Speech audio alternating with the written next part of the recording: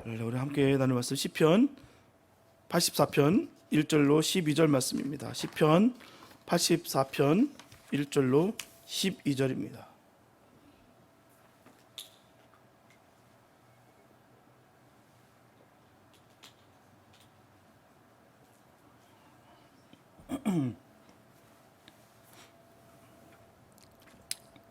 시편 84편 1절에서 12절 말씀입니다. 주님의 귀한 말씀 묵묵히 올립니다.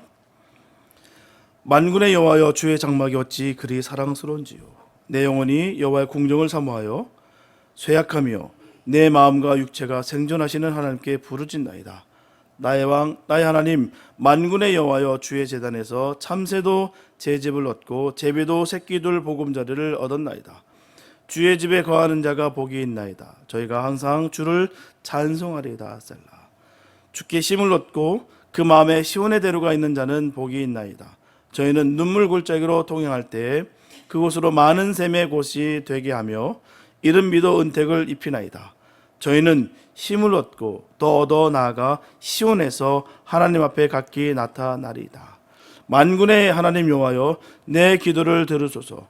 야곱의 하나님이여, 귀를 기울이소서. 셀라. 우리 방패이신 하나님이여, 주의 기름 부으신 자의 얼굴을 살펴보옵소서.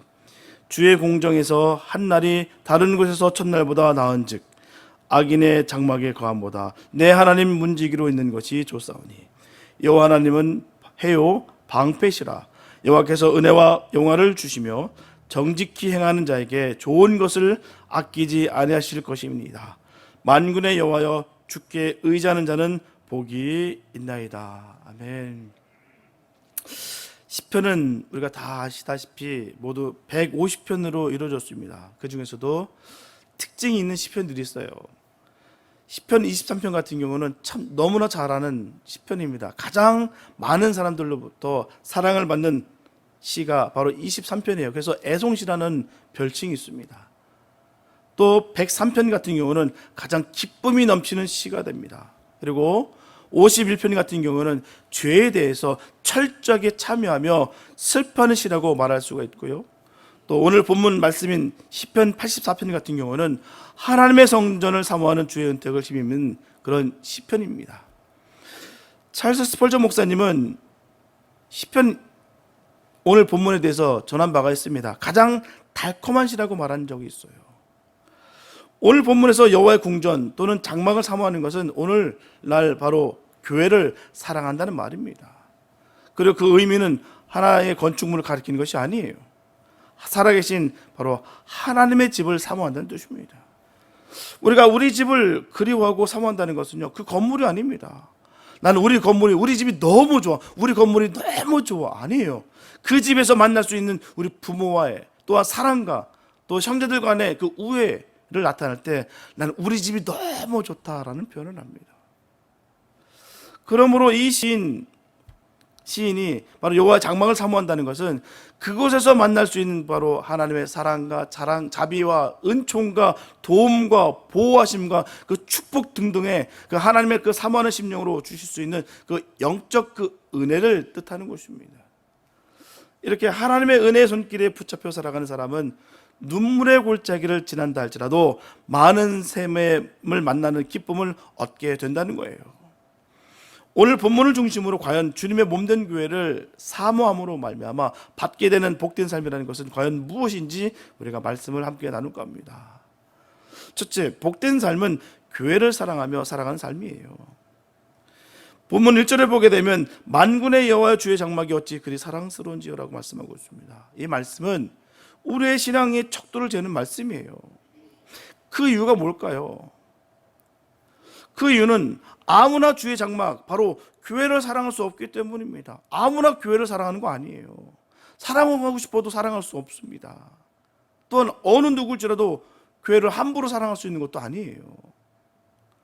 분명하게 오직 하나님의 은혜를 입은 사람만이 오직 교회를 사랑합니다.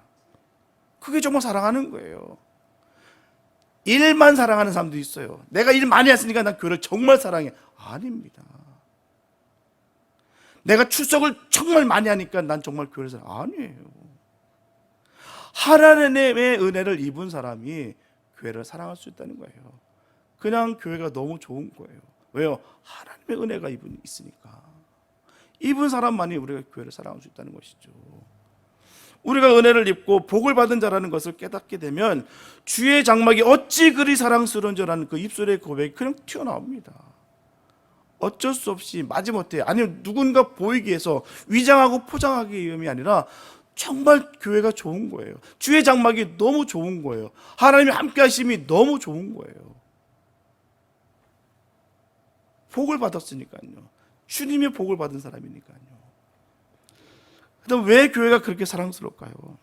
바로 교회는 하나님 백성에게 마음의 고향이기 때문입니다.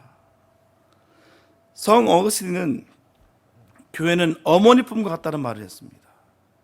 이 지상에서 하나님의 품과 같은 곳은 교회밖에 없습니다. 그렇기 때문에 하나님의 백성은 교회를 사랑하는 거예요. 본문 2절에 보게 되면 내 영혼이 여호와의 궁정을 사모하여 쇠약하며 내 마음과 육체가 생존하시는 하나님께 부르짖나이다. 이처럼 얼마나 사모했으면 영혼이 쇠약할 정도로 사모한다라고 전하고 있습니까? 사람은 자신이 사랑하는 것에 모든 관심이 있어요. 관심이 있기 때문에 사랑하는 거고요. 사랑이 있기 때문에 관심이 있는 거예요. 그래서 사람이 눈에 뜨고 모든 일과 속에서, 그리고 잠자리에 누워서도 온통 마음이 그 관심에 쏠려 있다는 것입니다. 하지만 성도는 그 어떤 것보다도 하나님을 사랑하고 하나님 교회를 마음의 고향으로 삼아야 될 줄로 믿습니다. 세상은 사람을 실망시킬 수 있어요. 하지만 하나님은 절대 우리를 실망시키지 않으십니다. 오히려 하나님을 사랑하면 할수록 하나님께서 우리의 삶을 더 형통케 하실 뿐입니다. 시편 120편 6절에 보게 되면 예루살렘을 위하여 평안을 구하라. 예루살렘을 사랑하는 자는 형통하리로다. 여기서 예루살렘은 뭡니까? 바로 하나님의 성전이 있는 그 예루살렘을 말하는 거예요. 지명을 말하는 것이 아닙니다. 도시를 말하는 게 아니에요. 우리는 자꾸 성경을 삐뚤어 볼 때가 많아요. 정말 주님이 정말 보여주는 본질을 바로 봐야 되는데 자꾸 잘못된 비본질로 바라볼 때가 얼마나 많은지 모릅니다. 예루살렘은 바로 하나님을 뜻하는 것입니다. 오늘날 교회를 말하는 거예요. 그래서 교회의 평안을 구하고 교회를 사랑하면 그 행세가 형통할 줄 믿으시기 바랍니다. 그러므로 교회를 우리의 마음의 고향으로 삼으시기 바랍니다. 보면 3절과 4절을 보게 되면 나의 왕, 나의 하나님 만군의 여호와여 주의 제단에서 참새도 제접을 얻고 제비도 새끼들 보금자리를 얻었나이다.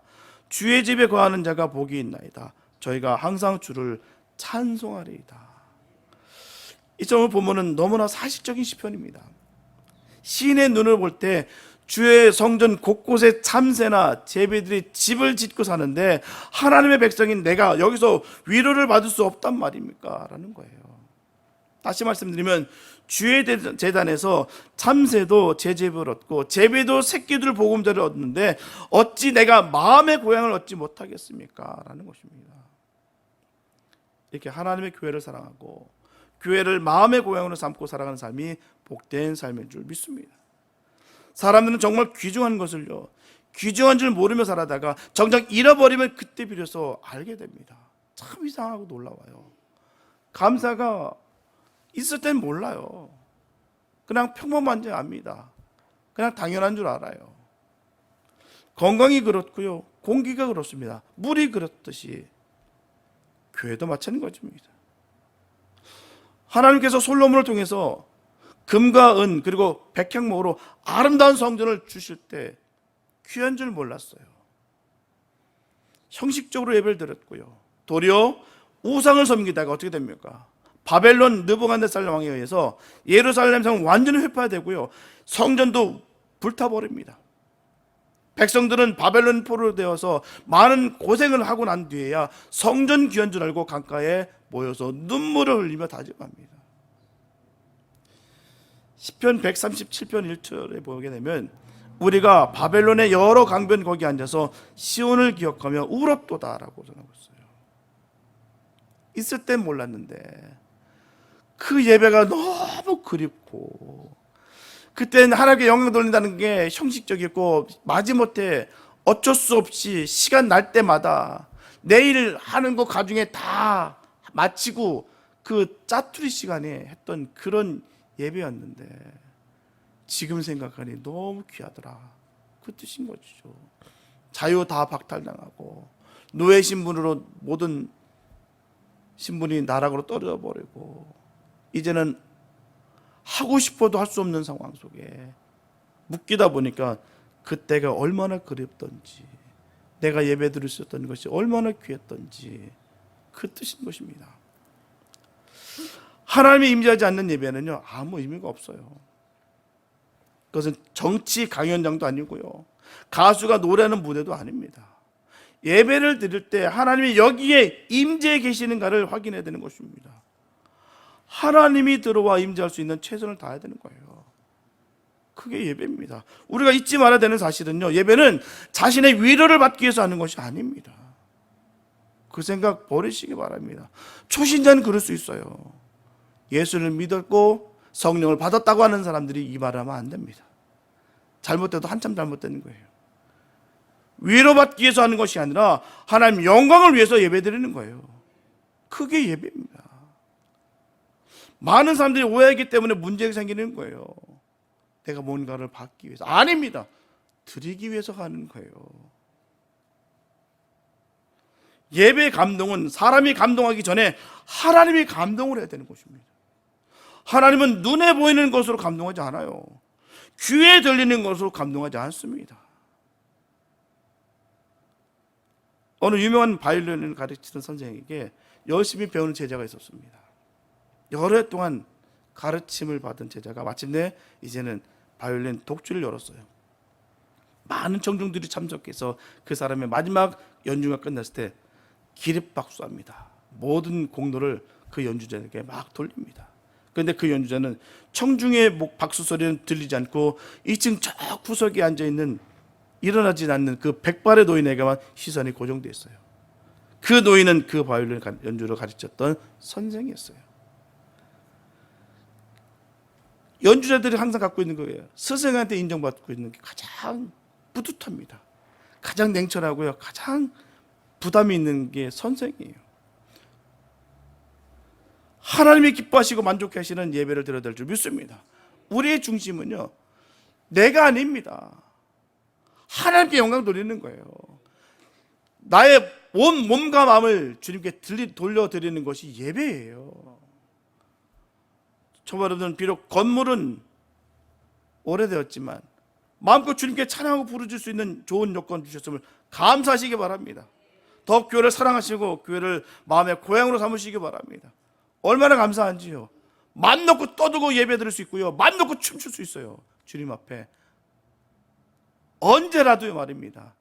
또한 주님께 함께 할 수 있는 그 시간이 제약이 되지 않는다는 게 얼마나 감사한데요.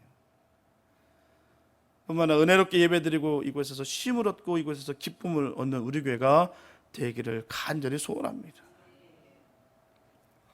둘째, 복된 삶은 교회에 와서 은혜 받는 삶이에요. 본문 5절에 보게 되면 주께 힘을 얻고 그 마음에 시온의 대로가 있는 자는 복이 있나이다라고 말씀하고 있습니다. 이렇게 우리가 교회에 와서 은혜 받으려면 주께 힘을 얻어 그 마음에 시온의 대로가 열려되는 거예요. 문제는 교회 왔다고 해서 다 하나님 앞에 나오는 것이 아니에요. 그게 문제입니다. 교회를 오기로 왔는데 하나님 앞에 나오지 않았다는 거. 여기 예배는 드리고 있는데 내 마음은 아직도 저 먼 곳에 있다는 것이죠. 몸 따로 마음 따로 얼마나 많은지 모릅니다. 또한 교회 왔다고 해서 다 하나님 만나는 것도 아니에요. 주께 힘을 얻어야 됩니다. 하나님으로부터 긍휼을 입어야 되는 것입니다. 이것이 하나님이 우리에게 주신 은혜예요. 성경에는 제가 사모하는 예배가 있습니다.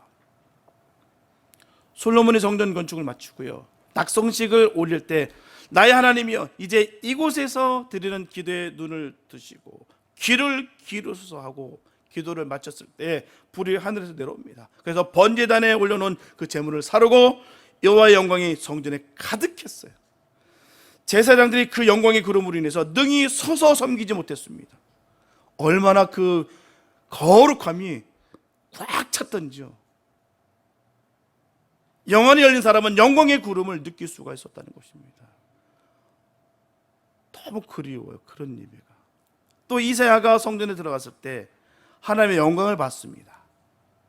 이사야가 보니 주께서 높이 들인 보좌에 앉으셨고 그 옷자락은 성전에 가득하고 스랍들이 모시고 섰는데 각기 6날개가 있어 둘로는 자기 얼굴을 가리고 둘로는 자기 발을 가리고 둘로는 날면서 이르기를 거룩하다 거룩하다 거룩하다 만군의 여호와여 그의 영광이 온 땅에 충만하도다. 그때 이사야가 말합니다. 화로다 나여 망하게 되었도다. 나의 입술이 부정한 사람이요 부정한 입술로 왕이신 여호와를 배웠으니 두렵도다. 그때 스랍 중 하나가 부젓가락으로 제단에서 핀 숯을 집어 이사야의 입술에 대며 이르기를 보라 이것이 내 입에 닿았으니 내 악이 제하여졌고 내 죄가 사하여졌느니라. 혼자 드리는 예배도 결코 작다 할 수가 없습니다. 전 이 사실을 보고서 그걸 너무 안 느껴요. 아무도 없는 다 떠난 그 성전에 위기 상황 속에 홀로 그 성전에 들어가서 정말 믿을 것이라고는 아무것도 오직 주님밖에 없는 그 간절한 마음으로 주님 뵙기를 소원하는 그 이사의 그 심정이 그대로 익혀집니다. 그때 주님이 그 영광을 보여주시고요. 거룩 그 천사들이 그 주님을 찬양하는 그 주님의 그 옷자락이 쫙 펼쳐진 그 상상만 해도 얼마나 기쁘고요. 피곤하실지라도 은혜로 채워지는 은혜가 있길 원합니다. 혼자 드린 예배는 그래서 크기와 숫자가 문제가 안 돼요. 또 제가 사모하는 예배는 오순절 성령 강림입니다. 예수님이 승천하시고 제자들이 예수님께서 명하신 대로 그 예루살렘 다락방에 모여 기도하던 중에 오순절 날이 되었을 때 호련히 하고 강한 바람 같은 소리가 있어 그들이 모인 온 집안에 가득했습니다. 불의 혀같이 갈라진 것들이 각 사람 위에 하나씩 임했어요. 모인 무리가 다 성령 충만을 받았습니다. 베드로가 일어나 유대인들에게 또 예수를 십자가 못 박아 죽인 죄를 회개하라고 외쳤을 때 사람들이 그 베드로의 그 설교를 듣고 마음의 찔림을 받아서 우리가 어찌할꼬 하며 그 울부짖었어요. 회개하고 예수 그리스도의 이름으로 세례를 받고 죄사함을 받으라. 그러면 성령을 선물로 받으리라. 그 성령 받은 성도들이 어떻게 살았습니까? 무엇을 했나요? 믿는 사람들이 함께 모여 서로 가진 물건을 서로 나누어 가지고 날마다 마음을 같이하여 성전에 모이기를 힘쓰고 집에서 떡을 떼며 하나님을 찬송하니 온 백성에게 친송을 받으리라. 친송받는 삶을 모임 가운데 이루어지게 되시길 바랍니다. 저와 여러분들이 모이는 교회예요. 교회가 모이기 때문에 서로 통용하고 사랑을 나누고 경쟁과 투쟁과 분쟁이 아니라 서로 나눔과 섬김과 은혜였다는 것이죠. 그러니 하나님을 찬송하는 그 백성들 보고 모든 백성이 칭송하였다는 것입니다. 예배가 이렇게 생활로 이어지는 것이 참 예배입니다. 만왕의 왕이신 만군의 여호와 앞에 나오면서 하나님 허락 없이는 감히 누구도 나올 수가 없습니다. 그러므로 하나님 허락하시면 나아갈 길이 열려지는 거예요. 그렇기 때문에 하나님 앞에 나오는 자는 주께 힘을 얻어야 될 줄 믿습니다. 반드시 주님의 국류를 입어야 되는 거예요. 그렇다면 누가 주의 국류를 입을 수가 있겠습니까? 히브리서 4장 16절에 보게 되면 그러므로 우리가 긍휼하심을 받고 때를 따라 돕는 은혜를 얻기 위하여 은혜의 보좌 앞에 담대히 나아갈 것이니라. 이렇게 하나님의 은혜의 보좌 앞에 담대히 나갈 수 있는 자는 바로 내 죄를 위하여 십자가에 못 박혀 돌아가신 예수 그리스도의 그 십자가의 보혈을 믿는 믿음입니다. 다른 거 아니에요. 믿는 믿음으로 나갈 수 있는 거예요. 힘을 얻는 것, 주님을 믿는 믿음으로 얻는 것입니다. 믿음이 있기를 축복합니다. 아무리 화려하고 아무리 번듯하고 수많은 능력이 있는 그런 모임 같으나 그 안에 십자가의 보혈의 능력이 없으면 아무것도 아니에요. 또한 그 믿음이 없으면 아무것도 아닙니다. 상황과 형편을 탓하기 전에 내 자신 속에서 내가 정말 주님을 믿는지 점검하시기 바랍니다. 하나님의 은혜를 내가 믿고 의지하고 살아가고 있는지 점검하시기 바랍니다. 정말 내가 하나님을 내가 정말 사랑하고 있는지 점검할 필요가 있습니다. 이 믿음을 가진 사람은 하나님께 나아갈 수가 있어요.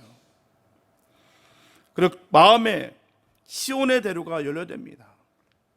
그러면 마음에 시온의 대로가 열려된다는 말이 무슨 뜻이겠습니까? 여기서 시온의 대로라는 것은 하나님께 나아가는 길을 말하는 거예요. 다시 말씀드리면 저절로 생긴 길이 아니라 인공적으로 만든 길로서 하나님께 나아가기를 간절히 사모하는 자를 말하는 거예요.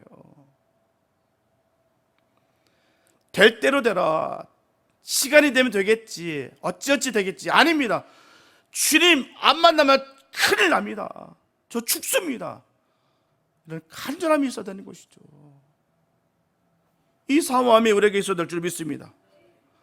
이 간절함이 주님께 나아갈 수 있는 길이에요. 하나님 앞에 나와 은혜의 길을 간절히 늘 사모하시기 바랍니다. 그런 마음의 시온의 대로가 반드시 활짝 열릴 줄 믿습니다. 분명한 것은 이 시온의 대로는 바로 축복의 대로예요. 이 길을 통하여 하나님의 복이 넘치도록 우리에게 흘러 들어오는 거예요. 은혜를 부어주고 싶고 축복해 주고 싶은데 그릇이 준비가 안 됐어요. 주님 보시기 얼마나 안타깝겠습니까? 너무 사랑하는데, 너무 기뻐하는 내 종인데도 불구하고 받을 그릇이 안 됐어요. 우리 교회를 통해서 우리가 은혜 받고 복을 받기를 소원합니다. 정말 주님의 자녀로서의 그 복이 임하게 되시길 축복합니다. 그 받을 그릇이 돼서 주님께서 흔들어 후히 눌러 주시는 그 복을 받게 되시길 예수의 이름으로 축복합니다. 본문 6절에 보게 되면 저희는 눈물 골짜기로 통행할 때 그곳으로 많은 샘의 곳이 되게 하며 이른 비도 은택을 입히나이다라고 전하고 있습니다. 이처럼 눈물 골짜기를 통과해야 돼요. 그래서 성도의 눈물 골짜기가 무엇이겠습니까? 바로 기도의 눈물 골짜기를 말하는 거예요. 우리가 눈물 골짜기를 지날 때만이 그곳이 많은 샘의 곳이 되게 하고 이른 비도 은택을 입게 합니다. 이 말씀은 우리에게 깊은 영적 의미를 담고 있는 말씀이에요. 하나님 백성이 고난 가운데서도 눈물로 기도하며 하나님께 은혜를 입으려고 할 때 오히려 그 고난 때문에 그 더 큰 은혜를 체험하게 되고 이른 비의 은택을 입게 되는 것입니다.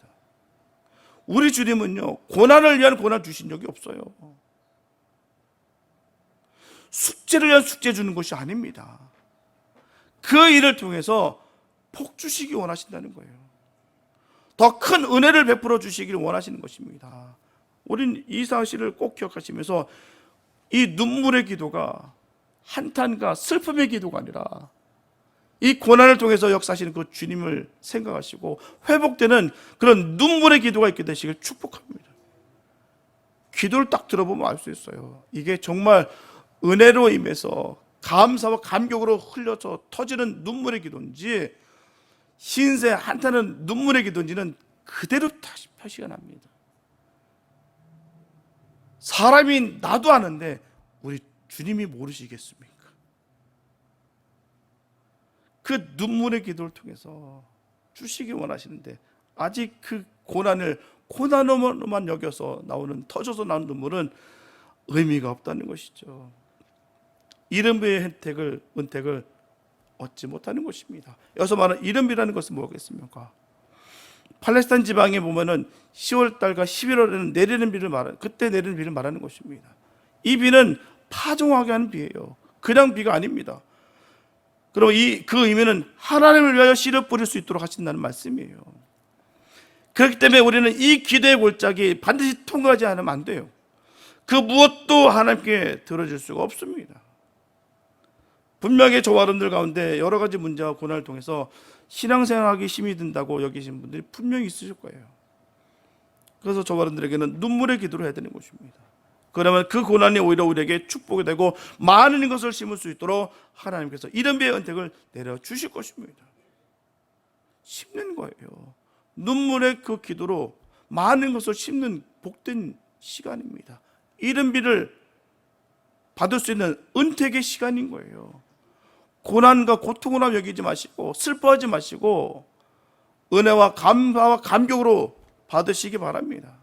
요한일서 5장 14절에 보게 되면 그를 향하여 우리의 가진 바 담대한 것이 이것이니 그의 뜻대로 무엇을 구하면 들으심이라. 저는 이 말씀을 믿습니다. 주의 뜻대로 무엇을 구하면 다 들으십니다. 우리에게 고난을 주시는 것도 허락하신 것도 주님의 뜻을 전하시기 위함인 거예요. 아무리 어렵고 고통스럽다 할지라도 우리의 기도를 들으신다는 믿음을 가지시고 우리가 복되게 나아가야 될 줄 믿습니다. 그런 마음에 시온의 내려가 열려 하나님의 많은 샘의 곳이 되게 하실 것입니다. 본문 7절과 8절에 보면 저희는 힘을 얻고 더 나아가 시온에서 하나님 앞에 각기 나타나리이다. 만군의 하나님 여호와여 내 기도를 들으소서. 야곱의 하나님이여 귀를 기울이소서. 여러분께서 힘을 얻고 더 얻기를 원하신다면 야곱의 하나님이여 귀를 기울이소서라고 부르짖으시기 바랍니다. 이런 눈물의 기도의 골짜기를 통과한 자만이 시온의 대로가 활짝 열려질 줄 믿습니다. 셋째, 복된 삶을 누리는 사람은 하나님의 문지기 마음을 가진 사람이에요. 본문 9절에 보게 되면 우리 방패이신 하나님이여 주의 기름 부으신 자의 얼굴을 살펴보옵소서. 여기서 우리의 방패가 되시는 하나님이라는 것은 우리의 보호하시는 분이라는 거예요. 그리고 주의 기름 부으신 자는 바로 이스라엘 왕을 의미하는 것입니다. 또한 왕의 얼굴을 살펴보옵소서라고 하는 말은 이스라엘 백성에게 은혜를 베풀어 형통케 해달라는 간구입니다. 그로 인해 그 은혜의 보답으로서 주의 전에서 봉사하겠다는 말이에요. 섬기고 헌신하겠다는 말입니다. 이것이 바로 은혜 받은 누리는 성도의 간구와 고백입니다.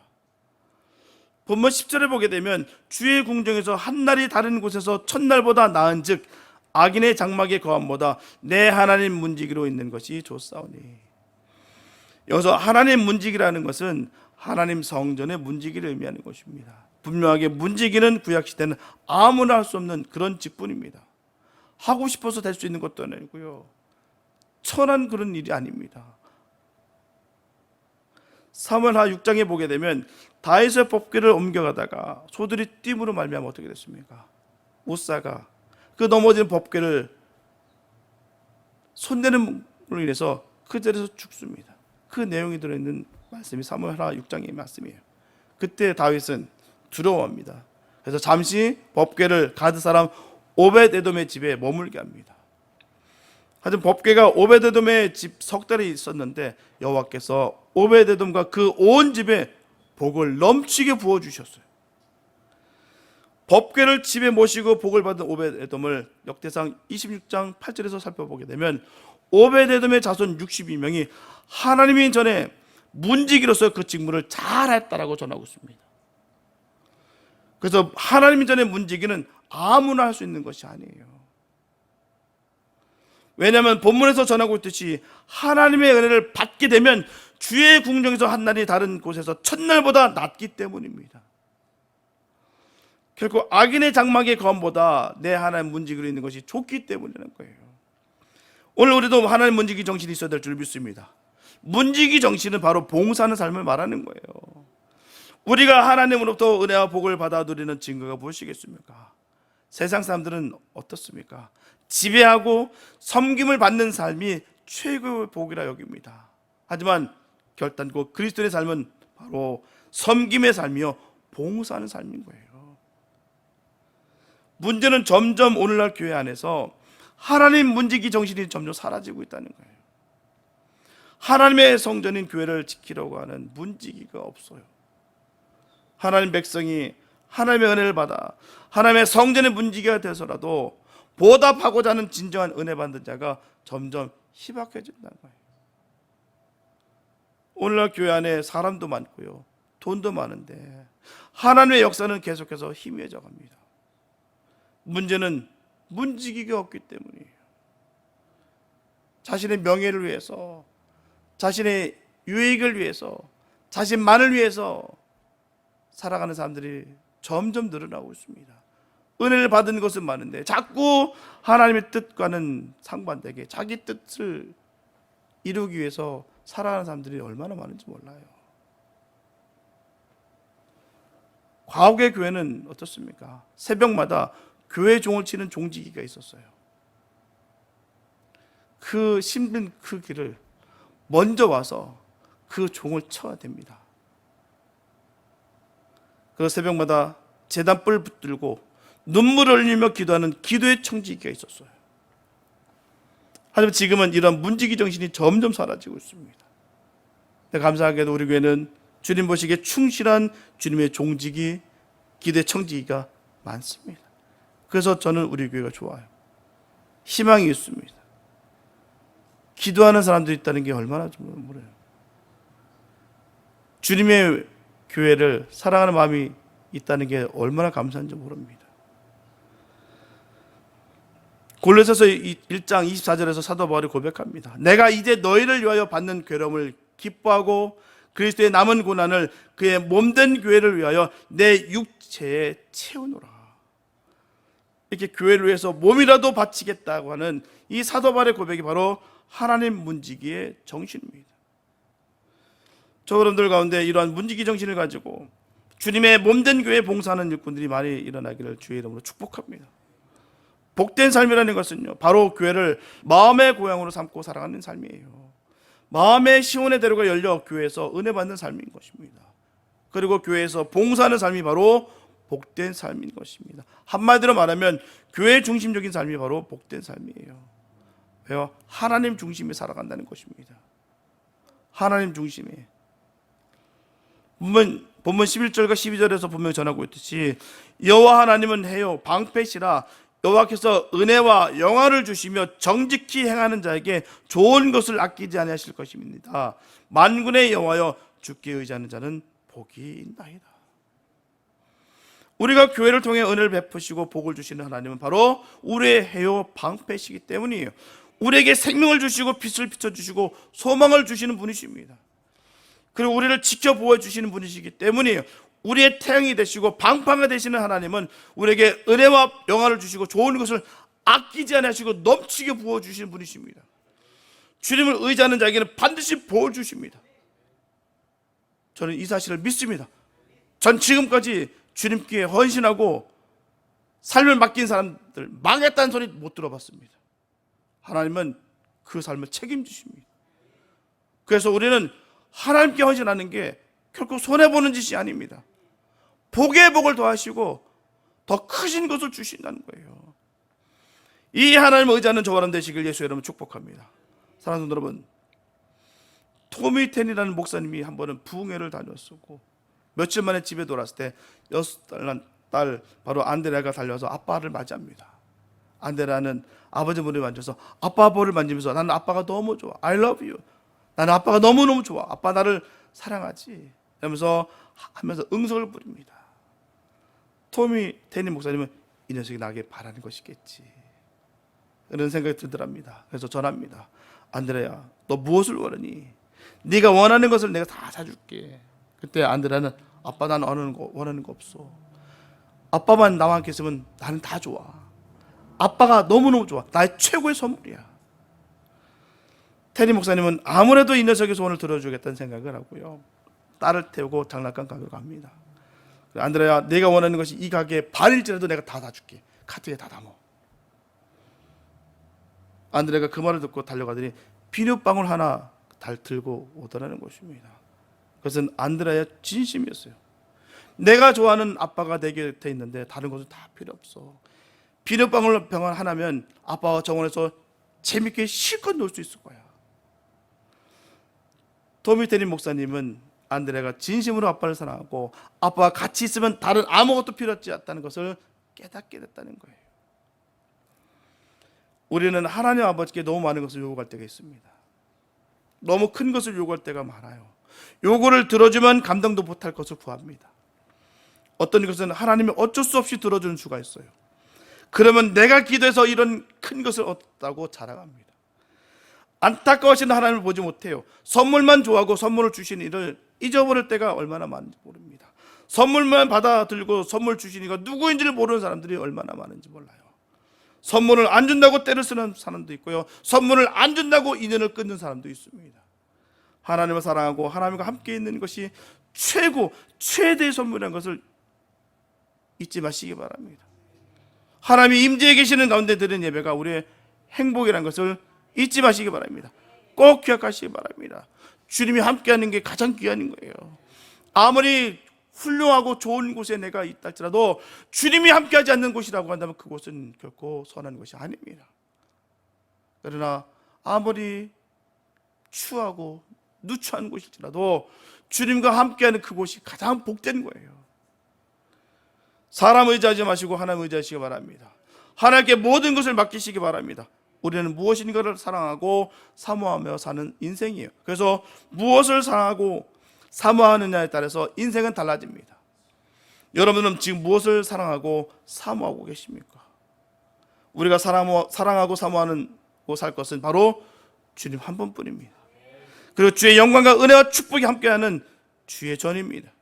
주의 교회를 사모하고 그것을 향해서 우리 마음의 대로가 있고 그곳을 향한 발걸음을 열심히 움직이시기 바랍니다. 비록 주의 교회를 향한 길이 눈물 골짜기 같을지라도, 광야 같은 메마른 길일지라도 하나님의 은혜의 보좌를 향해서 담대히 나아가시기 바랍니다. 그래서 하나님이 주시는 환경을 변화시키는 복과 감사와 기쁨을 주시는 복과 지켜주심과 영화와 좋은 것을 아끼지 않고 주시는 복을 많이 받아 누리는 은혜가 있게 되시기를 예수의 이름으로 축원합니다.